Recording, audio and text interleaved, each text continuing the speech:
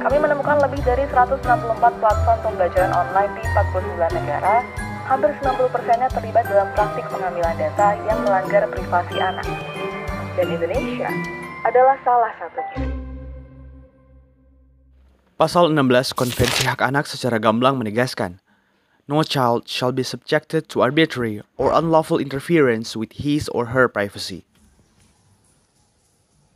Tabea, perkenalkan nama saya Harmus Soloko dari Dapil Sulawesi Utara. Meningkatnya jumlah penduduk usia anak yang terpapar perkembangan teknologi informasi dan komunikasi turut memberikan tantangan tersendiri bagi negara untuk memastikan dan mengoptimalisasi perlindungan data pribadi anak. Perlindungan bagi mereka yang kelak akan menjadi masa depan bangsa, rasa-rasanya tak perlu lagi dipertanyakan urgensinya. Oleh sebab itu, jika saya menjadi seorang legislator, maka terdapat beberapa hal yang akan saya lakukan untuk memastikan bahwa setiap anak terlindungi dari pelanggaran data pribadi.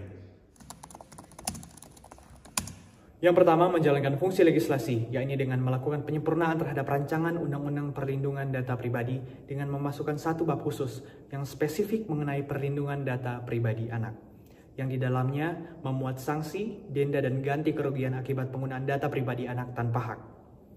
Akses korporasi terhadap data pribadi anak juga perlu dibatasi agar tidak mencederai nilai-nilai kebebasan anak. Selanjutnya, studi komparasi dan advance review perlu dilakukan demi lahirnya payung hukum yang kredibel, modern, dan rinci. Yang kedua, melaksanakan fungsi anggaran. Saya bersama lembaga terkait akan menginisiasi penganggaran untuk kegiatan pelatihan dan edukasi terkait perlindungan data pribadi kepada orang tua dan anak. Insentif anggaran ini diharapkan dapat meningkatkan rekognisi masyarakat terkait pentingnya perlindungan data pribadi anak dan serta gangguan psikososial yang bisa timbul dari penyalahgunaannya. Yang ketiga, mengadakan fungsi pengawasan dengan mengawasi kebijakan data pribadi yang saat ini masih berupa kebijakan-kebijakan sektoral.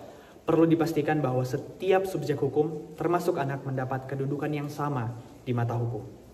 Inspeksi atau pengawasan secara langsung juga mungkin dilakukan DPR bersama Kementerian Pemberdayaan Perempuan dan Perlindungan Anak bersama Forum Anak dengan membuka sebuah forum pengaduan yang mewadahi setiap keluhan terkait pelanggaran perlindungan data pribadi.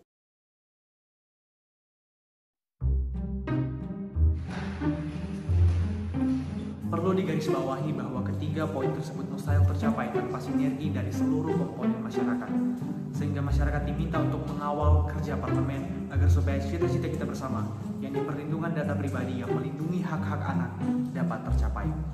Sekian, Pak Ketuanku.